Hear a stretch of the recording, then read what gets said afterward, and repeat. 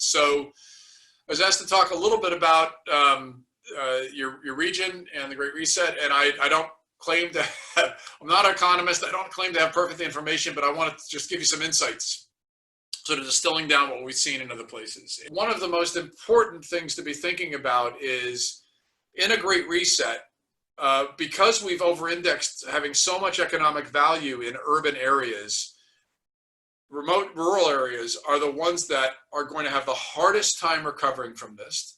They're going to have the most difficult challenges in building back their ecosystems.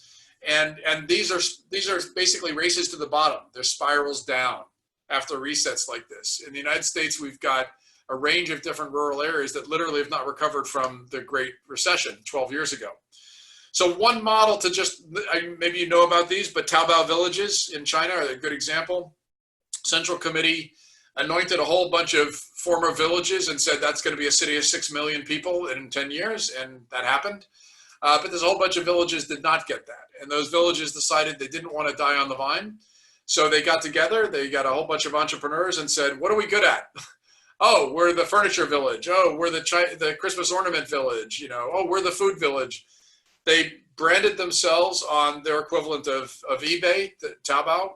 And these are all economies, local economies that are thriving. I'm not saying that's the model for everybody, but we have a range of models, and I'll send you some links of how we're building networks between those rural communities in the United States and beyond that are all essentially deciding what they want to be when they grow up, and then they're growing up really, really fast.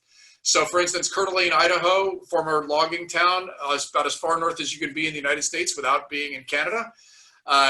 Basically was a town that with descending economic opportunity, and one young entrepreneur, cashed out entrepreneur, came back home after selling some companies in Silicon Valley, and he said, this is going to be a hub of AI and robotics programming, and in 4 years it is. They have a co-working facility, the envy of any WeWork in the world. They've revamped their local community college so that it's training people in robotics and AI.